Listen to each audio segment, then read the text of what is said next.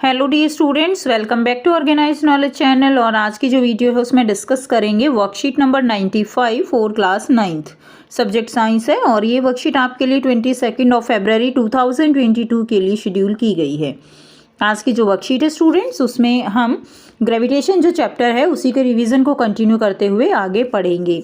सो worksheet शुरू करने से पहले प्लीज़ चैनल को सब्सक्राइब कर दीजिए, बेल आइकन को भी प्रेस कर लो ताकि आपको आने वाली वीडियोस की नोटिफिकेशन वो समय से मिल जाए। सो देखिए क्या दिया गया है आज की वर्कशीट में। मास of an object is the measure of its inertia. किसी भी बॉडी का जो मास है वो उसके इनर्शिया को बताता है। Greater the mass of an object greater will be it's inertia. जितना ज़्यादा मास रहेगा ऑब्जेक्ट का उतना ही ज़्यादा उसका इनर्शिया होगा। The mass of an object is the amount of matter it contains. तो मास जो है किसी भी ऑब्जेक्ट का हमें बताता है कि उसके अंदर कितना मैटर है, कोई भी ऑब्जेक्ट जो है।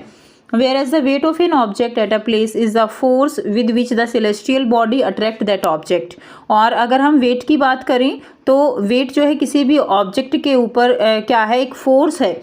जिस जगह पर वो है लाइक अर्थ है तो वहाँ पर उस बॉडी के ऊपर अर्थ का कितना एक तरह से फोर्स अप्लाई किया गया है मास के साथ, वो जब मल्टीप्लाई हो जाता है, ठीक है, तो वो हमें क्या बताएगा, उस बॉडी का वेट बताता है। Mass an object does not change with the change in place. जो मास है किसी भी ऑब्जेक्ट का वो जो है जैसे ही प्लेस चेंज होता है वैसे चेंज नहीं होता। वेट जो है वो चेंज होता है, ठीक है। लाइक अगर हम मून पे जाते हैं तो हमारा मास जो है वो क्या रहेगा, इक्वल रहेगा।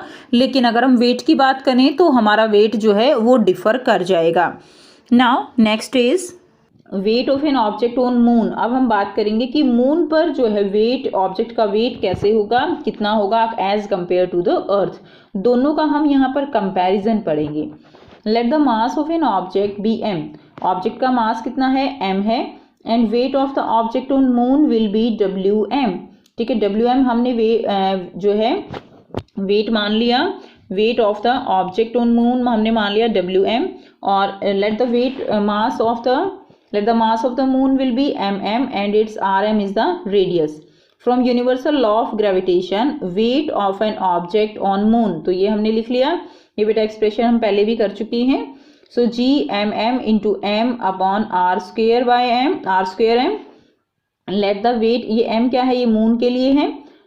Let the weight of the same object on earth will be we। तो इसका वेट क्या होगा, हमने मान लिया we। अर्थ का मास है me, रेडियस है re। Universal law of gravitation के according W E is equal to G M E into M upon R square. Divide कर दीजिए इक्वेशन फर्स्ट को इक्वेशन सेकंड से, हम जो है हमने ये इक्वेशन को इससे डिवाइड कर दिया, W M upon W E. तो यहाँ से जो एक्सप्रेशन निकला हमारा, एम से एम कैंसिल हो जाएगा, ये निकला M M into R E square divided by M E into R M square. ठीक है, अब हम यहाँ पर जितनी भी वैल्यूज़ हैं हमारे पास उनकी जो है यहाँ पर वैल्यू रख देंगे, जो भी हमारे पास ये क्वांटिटीज़ गिवन हैं। अब देखिए यहाँ पर हमने मास रख दिया मून का, ये अर्थ का मास हो गया, ये रेडियस है अर्थ की, ये रेडियस है मून की। तो सारी वैल्यू जब आप इसको कैलकुलेट करोगे तो आपके पास आएगा 1/6। अब इसको इधर लेके जाओगे तो ये मल्टीप्लाई हो जाएगा। सो यहाँ से निकला कि हम जो वेट होगा ऑब्जेक्ट का मून पे वो क्या होगा, that will be 1/6 into weight of object on earth. यानी अर्थ से 1/6 जो है वेट क्या होगा, कम होगा, कहाँ पर, मून पर। मैं आपको बताऊंगी एक न्यू ऐप के बारे में जो स्टूडेंट्स में काफ़ी जल्दी पॉपुलर होती जा रही है। चाहे कोई क्वेश्चन हो, कोई डाउट हो या कोई कॉन्सेप्ट ना समझ आए, बोर्ड्स हो या जी नीट, पढ़ाई में कोई भी दिक्कत आ रही हो तो उसका सॉल्यूशन है फिलो ऐप। अपने डाउट्स को किसी भी टाइम क्लियर करें इन दीज 3 इजी स्टेप्स। सबसे पहले इस ऐप को प्ले स्टोर या ऐप स्टोर से डाउनलोड कर लें, अपने फ़ोन नंबर से इजीली साइन अप कर लें, अपने क्वेश्चंस का पिक्चर लें या उसे टाइप करके सबमिट करें और फिलो आपको 60 सेकेंड्स में इंडिया के टॉप एक्सपर्ट से लाइव कॉल पे कनेक्ट कर देगा। आपके क्वेश्चन में आप कहना चाहते हैं कि बल्ब की पावर कितनी है। अगर बल्ब जो है वो 220 वोल्टेज पर ऑपरेट हो रहा है, राइट। इस बैटरी का जो वोल्टेज है वो आपको गिवन है 220। तो ये आपको सिंपल रिलेशन हो गया यहाँ पर। अब अगर कोई आपको और डाउट है तो बताइए। So guys, it's just simple. Have any question? Just ask Philo. You can get 10% off by referral code OKE001। इस ऐप का डाउनलोड लिंक नीचे डिस्क्रिप्शन में दे दिया गया है। So just download Philo now। क्यों होगा? क्योंकि मून का जो मास है वो कम है। मून का जो मास है वो कम होने के कारण वहां पर जी जो है वो क्या हो गई? जी कम हो गई। ठीक है, जी कम हो गई तो वेट भी कम हो गया। अब देखिए, suppose if your weight on earth is 48 newton, earth पर वेट कितना है? अर्थ पर वेट है 48 newton. Then you will weigh much lighter and your weight will be 8 newton on moon.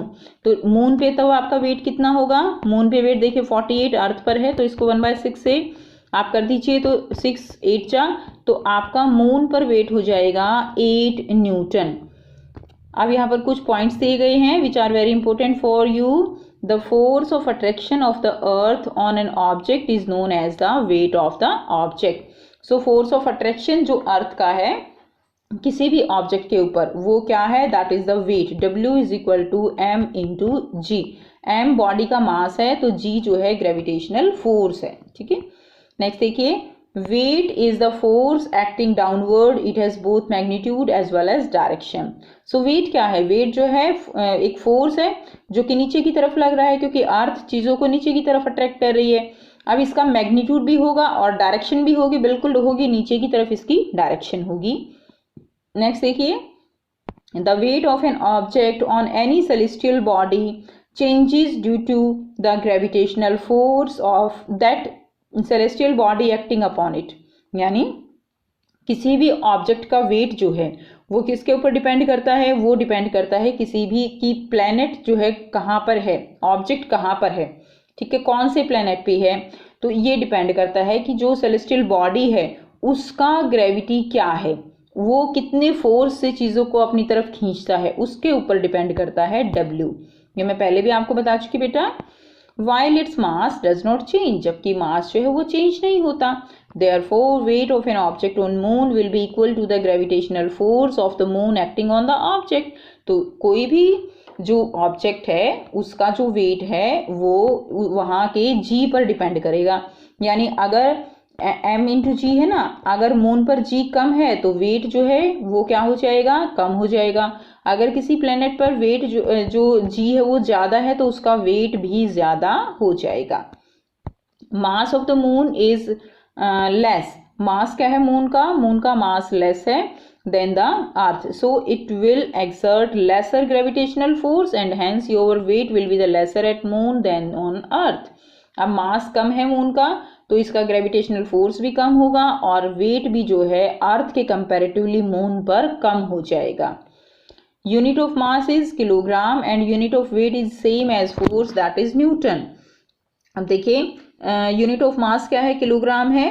ठीक है, और यूनिट ऑफ वेट जो है, वेट हमने पढ़ा अभी, वेट क्या है? वेट एक तरह का फोर्स ही है, that is equal to mg। Okay, so इसकी यूनिट जो वेट की यूनिट है वो न्यूटन होंगी, जैसे फोर्स की जो यूनिट्स होती है न्यूटन। फोर्स क्या है बेटा? Force is equal to M A की बात हम जी में कर रहे हैं। ठीक है, सो इसलिए यूनिट भी क्या हो गई? सेम हो गई। मास of an object is 10 kilogram. Object का मास क्या है? 10 kg है। इसका वेट क्या होगा? तो वेट निकाल लीजिए, W is equal to M G हमें पता है 9.8 मीटर पर सेकेंड स्क्वेयर है अर्थ पे। So W is equal to 10 kg into 9.8, answer will be 98 newton. अब आपको यहाँ पर बहुत ही आसान से 4 क्वेश्चंस दिए गए हैं जिनके आंसर हम 1 बाय 1 डिस्कस करेंगे। क्वेश्चन फर्स्ट है बच्चों, where will be the mass of an object be lesser on moon और ऑन द अर्थ, एक्सप्लेन।